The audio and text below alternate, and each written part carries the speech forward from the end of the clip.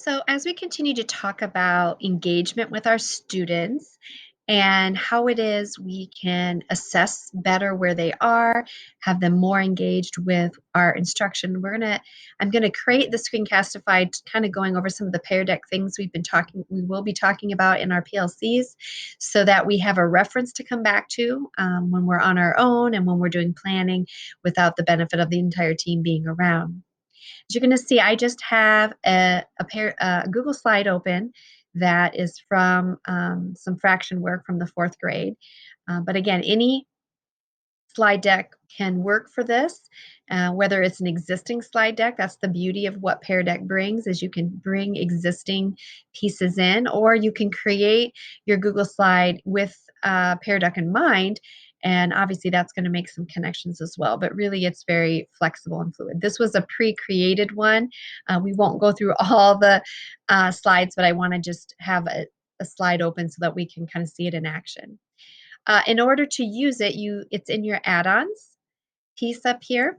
And I'm just going to click that down, and you can see if you do not have it showing up as Pear Deck for Google Slides add-on, then you can get it by clicking here.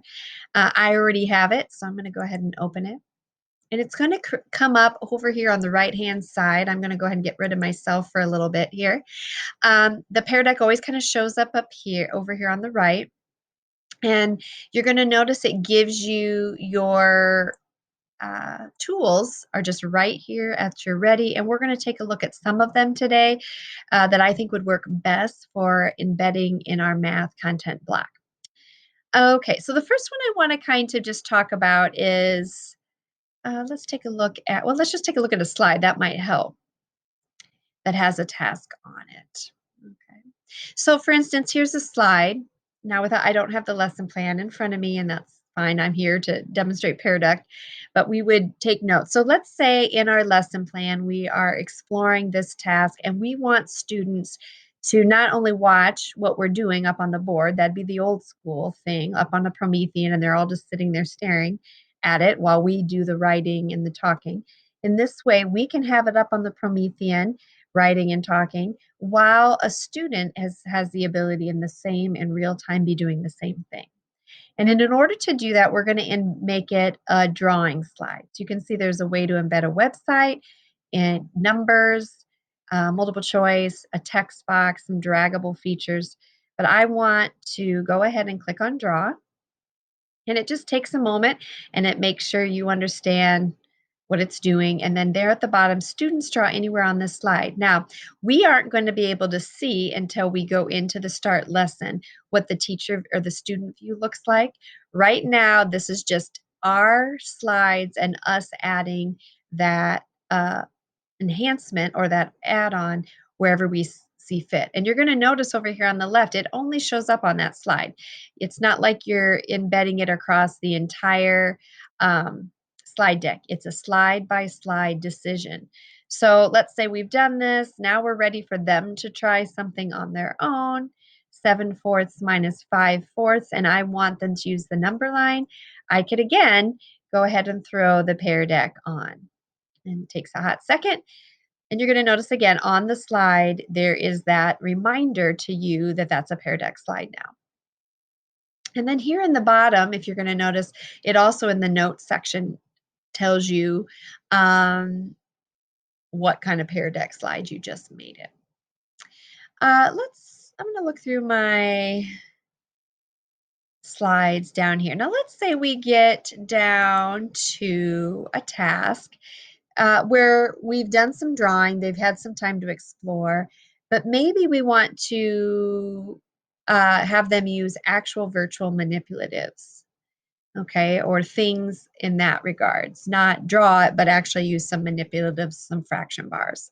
So I can do that by, first of all, making sure I have a virtual manipulative available. And I'm trying to look, I'm not sure if I have one open. Let's see what this is. Actually, there is one in here. Let me find it. So this is one of the Math Learning Center free apps, some of the apps we're going to be working with. And let's say I want to come down to the fraction app that they have here. Okay, I want students to be able to interact, create fractions, do their work not with a drawing tool, but actually using fraction bars. So all I have to do is copy the website address here at the top. I'm going to highlight it, copy it, and then I'm going to go back to my slide deck. And instead of clicking on draw, I'm going to click on website. And it's going to give you a web address, place to enter that. It just always comes up with Wikipedia in there as an example. I'm going to paste it in there. Now, one of the great things about the Pear Deck is if you are not seeing here in the preview box what it is you think you're supposed to be seeing, then you know it's not working. So you have that immediate. You don't have to worry about waiting to start sharing it with students to know whether it did it right or not. In this regard, when you're dropping in websites, it always previews it. This is the fraction of virtual manipulative, so I'm going to go ahead and update my slide. And again, it's going to take a hot second to get that done. And now you're going to see at the bottom, instead of saying drawing like it did up above, we had the slide saying draw anywhere on the slide. This one says students browse, and it has the website in. So even if I was to open this up 6 months from now, a year from now, and wonder what I had happening in here, these would be saved as part of the Google Slides now, and I can see that I decided to make that choice.